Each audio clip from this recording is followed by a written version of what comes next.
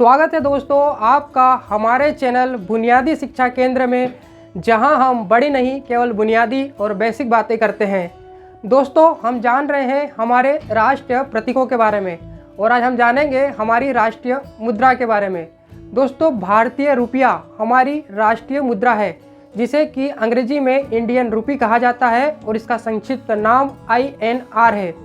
आपने देखा होगा कि जब आपके बैंक अकाउंट में कोई पैसा जमा होता है या बैंक अकाउंट से कोई पैसा कटता है और जो आपको मोबाइल पर मैसेज प्राप्त होता है उसमें क्रेडिटेड या डेबिटेड के बाद INR और उसके बाद अमाउंट लिखा हुआ होता है। दोस्तों जो हमारी भारतीय मुद्रा है इसका प्रतीक इस प्रकार का चिन्ह है, जिसके ऊपर दो समानांतर रेखाएं हैं जो कि भारत के राष्ट्रीय ध्वज का प्रतीक है और साथ ही भारत की समानता और बराबर का प्रतीक माना जाता है। दोस्तों ये जो डिज़ाइन है इसे IIT बॉम्बे के एक छात्र उदय कुमार ने तैयार किया था और इस डिज़ाइन को 15 जुलाई साल 2010 में अपनाया गया। दोस्तों ये जो डिज़ाइन है ये देवनागरी लिपि के अक्षर र और रोमन भाषा के अक्षर R इन दोनों के मिश्रण से बना हुआ है। दोस्तों भारत में 1 रुपये का नोट जो होता है वो केंद्र सरकार द्वारा जारी किया जाता है, इसलिए 1 रुपये का नोट एकमात्र ऐसा एक नोट है जिस पर केंद्र के वित्तीय सचिव के हस्ताक्षर होते हैं।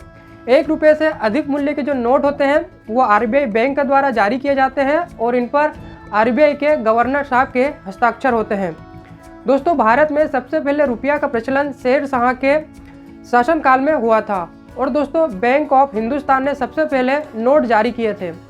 दोस्तों जो नोट होते हैं वो कागज़ के नहीं बल्कि काटन के बने हुए होते हैं, इसलिए जब ये पानी में भीग जाते हैं तो अचानक से गलते नहीं हैं।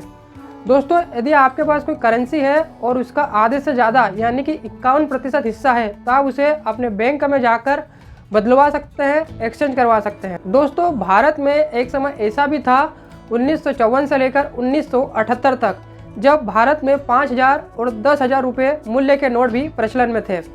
दोस्तों भारत में जो सिक्के बनते हैं वो 4 जगह पर बनते हैं जिन्हें कि टकसाल कहा जाता है। ये स्थान है मुंबई, कोलकाता, नोएडा और हैदराबाद।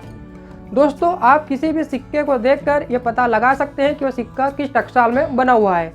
जैसे जो सिक्का है उसके पीछे यदि डायमंड हीरा बना हुआ है तो आप पता लगा सकते हैं कि ये मुंबई में बना हुआ है, और यदि इसके पीछे तारा या स्टार बना हुआ है नीचे तो आप ये पता लगा सकते हैं कि ये हैदराबाद में बना हुआ है।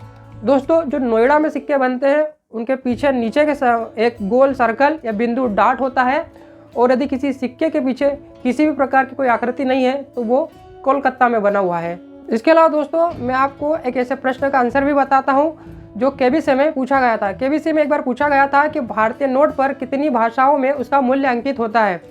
तो दोस्तों इसके जवाब जो होता है उसमें काफ़ी कन्फ्यूज़न होता है, 15 या 17।